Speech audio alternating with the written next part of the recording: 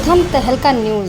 इस वक्त के लिए बड़ी खबर हरियाणा से है। आपको बता दें कि हरियाणा में अब इतिहास नए तरीके से पढ़ाया जाएगा। आपको बता दें कि स्कूलों में इतिहास के सिलेबस को पूरी तरह से बदल दिया गया है। आपको बता दें कि शिक्षा मंत्री कंवरपाल गुर्जर ने ये बड़ी जानकारी दी है। आपको बता दें कि हरियाणा के स्कूलों में इतिहास का सिलेबस अब पूरी तरह से बदल गया है। बता दें कि महात्मा गांधी के साथ वीर सावरकर को भी सिलेबस में पढ़ाया जाएगा। और आपको बता दें कि छठी कक्षा से लेकर 10वीं तक की इतिहास की किताबों का ये सिलेबस बदल दिया गया है। और शिक्षा मंत्री कंवरपाल गुर्जर ने इन नई किताबों को लॉन्च किया है। और बड़ी बात तो यह है कि इनमें हरियाणा के इतिहास के योगदान को प्रमुखता से रखा गया है। ये इस वक्त की बड़ी खबर। एक बार फिर से आपको बता दें कि हरियाणा में इतिहास अब नए तरीके से पढ़ाया जाएगा। बता दें कि इससे पहले जहां विदेशी इतिहास पर फोकस रहता था, तो वहीं अब ये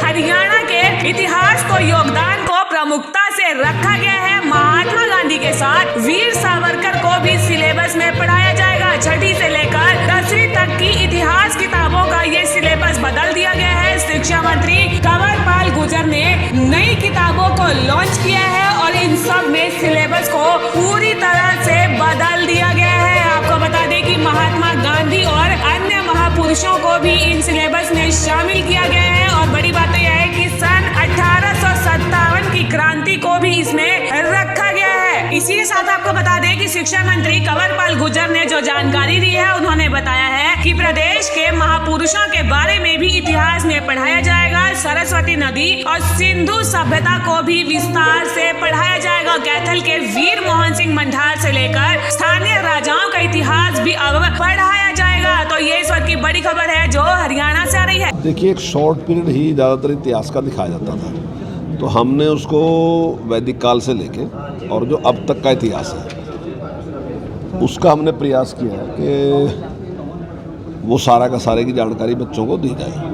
और उसका मैंने आपको भी सारा डिटेल में दे भी दिया है कि किस किस क्लास में कौन कौन सा इतिहास हम पढ़ाया जाएगा, तो उसकी पूरी जानकारी देने का हमने प्रयास किया।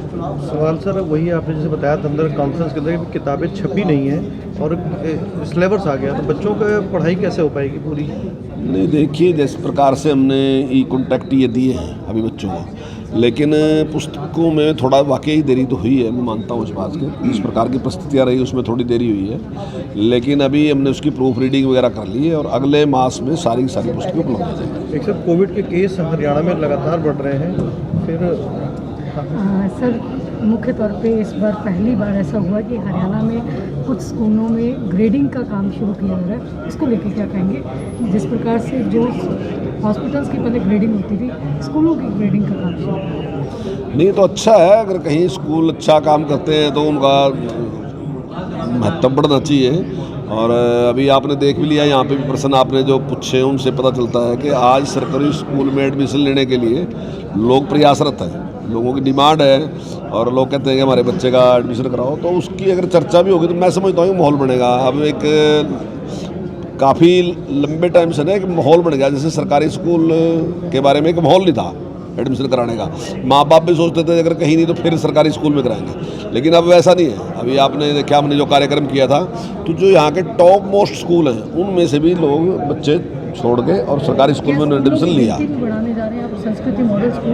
हाँ, संस्कृति मॉडल स्कूल है। वैसे पहले भी हमने जो 22 थे उनको बढ़ा के 138 कर दिया, और अब की बार माननीय मुख्यमंत्री जी ने घोषणा की है कि अब की बार इसकी संख्या बढ़ा के 500 तक लेके जाए।